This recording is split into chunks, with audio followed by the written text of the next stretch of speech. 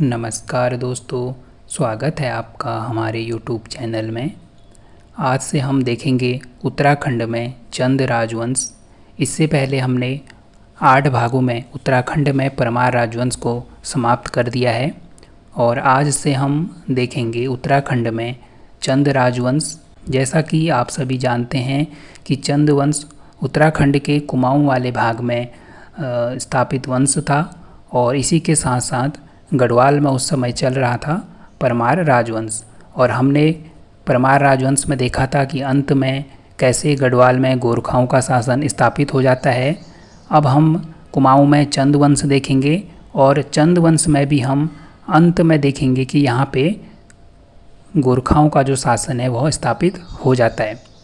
फिर जब पूरे उत्तराखंड में गोरखाओं का शासन स्थापित हो जाता है तो फिर हम गोरखा शासन अलग से एक नई सीरीज में देखेंगे। तो आज से हम शुरू कर रहे हैं उत्तराखंड में चंद राजवंश। चंद राजवंश शुरू करने से पहले हमें यह जानना होगा कि चंद राजवंश की जो जानकारी के स्रोत हैं आखिर वो क्या हैं। हमें कहाँ से जानकारी प्राप्त होती है कि उत्तराखंड में चंद वंश नाम का कोई राजवंश था भी या नहीं। तो इसके जो प्रमुख स्रोत हैं, चंद वंश की जानकारी का जो सबसे प्रमुख स्रोत है वो है चंदकालीन अभिलेख। आगे हम देखेंगे कि अनेक शासकों के यहाँ पे अभिलेख प्राप्त होते हैं जिससे इस बात की पुष्टि होती है कि चंद राजवंश कुमाऊं रीजन में स्थापित था। इसके साथ ही अनेक मुस्लिम साहित्यकारों ने जैसे फरिश्ता, बदायूनी तथा जहांगीर ने अपनी रचनाओं में चंद राजाओं का उल्लेख किया है। इसके अलावा परमार राजवंश का इतिहास। परमार राजवंश में हमने देखा था कि गढ़नरेशों का कुमाऊं के जो शासक थे उनसे युद्ध होता है, तो इससे भी हमें जानकारी मिलती है। अनेक ऐसी घटनाओं का जिक्र परमार राजवंश के इतिहास में आता है जिनसे भी इस बात की पुष्टि होती है कि कुमाऊं में उस समय चंद राजवंश स्थापित था। इसके साथ ही नेपाल का इतिहास तथा चंद राजाओं द्वारा बनाए गए स्मारक जैसे मंदिर, महल, ठीक है, किलों का जो निर्माण किया गया था उस समय। तो ये ऐसे कुछ स्रोत हैं जिनसे हमें चंदकालीन जो है जानकारी प्राप्त होती है। चंद राजवंश की स्थापना के संबंध में अलग अलग इतिहासकारों का अलग अलग मत है। अब देखिए, बद्रीदत्त पांडे जी के अनुसार इसकी स्थापना हुई थी 700 से 720 ईस्वी के आसपास। ठीक है, तो बद्रीदत्त पांडे जी का कहना है कि जो कुमाऊं में चंद राजवंश की स्थापना हुई थी 700 से 720 ईस्वी के मध्य में इसकी स्थापना हुई थी। इसके साथ ही एंडकिंसन महोदय कहते हैं कि 953 ईस्वी में चंद राजवंश स्थापित हुआ था, लेकिन अजय सिंह रावत जी कहते हैं कि 1018 ईस्वी में चंद राजवंश की स्थापना हुई थी। तो इस पूरी सीरीज में हम जो ईयर हैं ये अजय सिंह रावत जी के अनुसार लेके चलेंगे 1018 ईस्वी। ठीक है, तो ईयर आपसे कभी भी परीक्षा में पूछे नहीं जाते हैं क्योंकि इनके संबंध में कोई प्रामाणिकता है ही नहीं। ठीक है, अलग अलग इतिहासकारों ने अलग अलग अपने मत दिए हैं। आपको बस एक आइडिया के लिए ये पता होना चाहिए कि किस समय में जो है चंद राजवंश स्थापित था। तो हम लेके चलेंगे अजय सिंह रावत जी के अनुसार 1018 ईस्वी में। अब बात आती है कि चंद राजवंश के संस्थापक कौन थे। तो इसमें भी जो इतिहासकार हैं उनमें मतभेद है। कुछ इतिहासकार मानते हैं कि चंद राजवंश की जो स्थापना की थी वो की थी सोमचंद ने। ठीक है, और कुछ इतिहासकार थोहरचंद को भी इसका जो संस्थापक मानते हैं, लेकिन आपको एग्ज़ाम की दृष्टि से सोमचंद को ही लेके चलना है। अब थोहरचंद को क्यों नहीं, वो आपको आगे इसी वीडियो में समझ में आएगा। तो हम यहाँ से लेके चलेंगे सोमचंद्र को। ठीक है, सोमचंद द्वारा चंद राजवंश की स्थापना की जाती है। अब देखिए, सोमचंद के संबंध में भी लगभग वही कहानी है जो परमार राजवंश में कनकपाल के बारे में है। ठीक है, जैसे कनकपाल बाहर से आता है, यहाँ पे किसी शासक की पुत्री से शादी करता है, तो सेम यही कहानी जो है लगभग हमको चंद राजवंश में भी देखने को मिलती है। तो सोमचंद्र प्रयाग के निकट झूसी का रहने वाला था।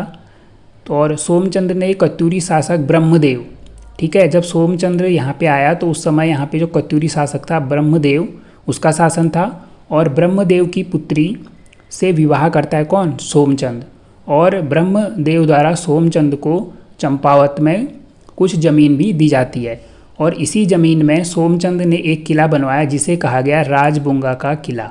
ठीक है, तो राजबुंगा का किला कहाँ स्थित है? चंपावत में। किसके द्वारा बनाया गया? सोमचंद के द्वारा, और इसी किले को कहा जाता है सुई का किला।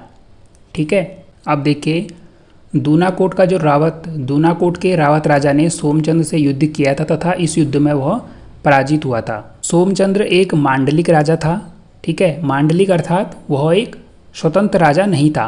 ठीक है, उस समय जो भी ये चंद वंश के जो शासक थे, अभी हम देखेंगे आगे एक शासक आएगा भारती चंद। ठीक है, तो जो भारती चंद है, तब तक जितने भी शासक हुए ये सभी शासक क्या थे? मांडलिक राजा थे। ठीक है, अर्थात ये स्वतंत्र शासक नहीं थे। और ये जो डोटी का जो उस समय नरेश था उसको क्या दिया करते थे? कर दिया करते थे। तो सोमचंद भी मांडलिक राजा था और वह डोटी के राजा को कर दिया करता था। सोमचंद ने अपने 4 किलों में 4 लोग नियुक्त किए जिन्हें चाराल कहा गया। ठीक है, तो चारालों की नियुक्ति किसके द्वारा की गई? सोमचंद के द्वारा। चारालों में कौन कौन से थे? बोरा, कार्की, तड़ागी और चौधरी। ठीक है, तो ये 4 थे। ऋषियों को सोमचंद ने दीवान नियुक्त किया। ठीक है, और सेमल्टी ब्राह्मणों को राजगुरु नियुक्त किया। इसके साथ ही सोमचंद ने बूढ़ों और सयानों की नियुक्ति की। ठीक, बूढ़ों और सयानों का जो कार्य था वो था कर जमा करना। ठीक है, इनके द्वारा कर जमा किया जाता था और कहीं कहीं पे ये पुलिस का कार्य भी करते थे। सोमचंद के समय में चंपावत 5 थोकों में विभक्त था: मेहरा, फरत्याल, देव, ढेक और करायत। ठीक है, इसके बाद एक महत्वपूर्ण तथ्य है, पंचायती राज व्यवस्था सोमचंद द्वारा ही प्रारंभ की गई। तो उत्तराखंड में पंचायती राज व्यवस्था का जो प्रारंभ माना जाता है वो चंद राजवंश से ही माना जाता है और सोमचंद्र द्वारा ही सर्वप्रथम पंचायती राज व्यवस्था स्थापित की गई। ठीक है, सोमचंद के बाद देखिए, अगर आपसे कभी पूछा जाता है कि चंद वंश के प्रथम 4 राजाओं का जो क्रम है, तो सोमचंद, फिर आत्मचंद, फिर पूर्णचंद और इंद्रचंद, ये 4 प्रारंभिक जो शासक हैं उनका क्रम है। ठीक है, तो सोमचंद के बाद फिर आत्मचंद और पूर्णचंद, इनके संबंध में कोई जानकारी हमें मिलती नहीं है ज़्यादा। तो इसके बाद हम सीधे देखेंगे इंद्रचंद के बारे में। ठीक है, इंद्रचंद के बारे में एक तथ्य ये है कि जो इंद्रचंद है वो स्वयं को इंद्र के समान मानता था। अब इसका नाम ही था इंद्रचंद, तो ये अपने आप को क्या मानता था? इंद्र के समान मानता था। इंद्रचंद के समय में पहली बार यहाँ पे क्या हुआ? रेशम का कारखाना खोला गया।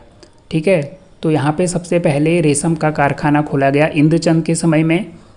और जो रेशम बुनकर थे उन्हें पटुआ कहा जाता था। ठीक है, तो पटुआ किन्हें कहा जाता था? जो रेशम बुनकर होते थे उन्हें पटुआ कहा जाता था। और एक शब्द आता है पटरंग वाली। ठीक है, अब देखिए पटरंग वाली क्या था? रेशम बुनकर अर्थात जो पटुए हैं उनके द्वारा रेशम की फसल होने और रंग पक्का होने के लिए झूठी खबरें फैलाने की प्रथा। ठीक है, ये लोग क्या करते थे, जब रेशम की फसल होने वाली होती है तो उसका रंग और पक्का हो, इसके लिए इनका मानना था कि अगर हम झूठी खबरें फैलाएंगे तो उससे क्या है, जो रेशम है उसका जो रंग है और पक्का होगा। ठीक है, तो यही प्रथा कहलाती थी पटरंग वाली। इसके बाद जो अगला प्रमुख शासक है वो है वीणाचंद। अब वीणाचंद जो था एक भोगविलासी राजा था, तो इसका फ़ायदा उठाया उस समय किसने? खसों ने। और वीणाचंद के बाद अगले 200 वर्षों के लिए खसों का जो शासन है वो यहाँ पे स्थापित हो जाता है। वीणाचंद के समय आक्रमण करने वाला जो खस राजा था वो था बीजड़। ठीक है, बीजड़ नामक एक खस राजा था जिसने वीणाचंद के समय में यहाँ पे आक्रमण किया।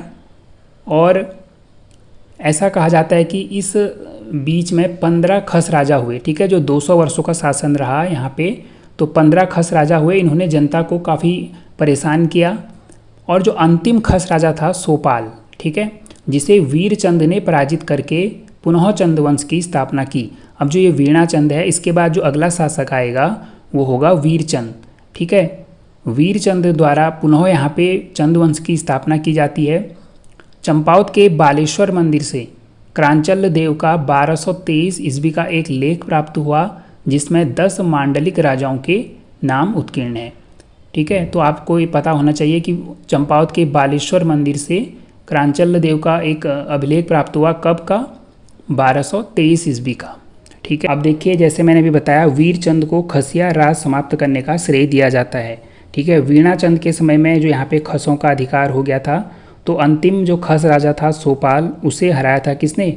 वीरचंद ने। गोपेश्वर के त्रिशूल लेख से ज्ञात होता है कि 1191 में यहाँ पर अशोक चंद का अधिकार था और वीणाचंद के समय जो विप्लव उत्पन्न हुआ था उसका समन वीरचंद ने अशोक चल्ल की सहायता से ही किया था।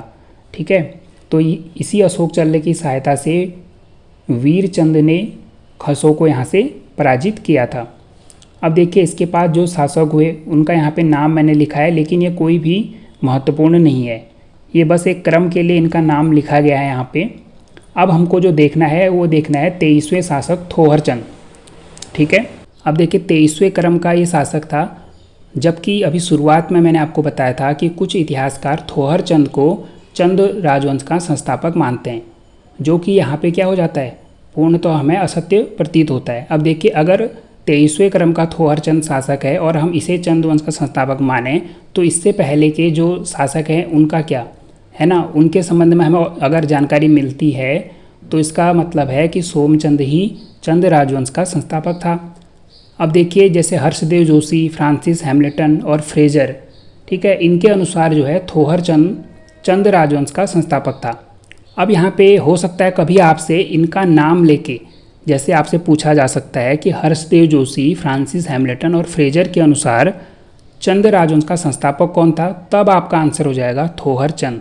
वैसे ऐसा प्रश्न आपसे पूछा नहीं जाएगा, आपसे अगर नॉर्मली पूछा जाता है कि चंद राजवंश का संस्थापक कौन था तो आप सोमचंद के साथ ही जाएंगे। तो आज की वीडियो में इतना ही।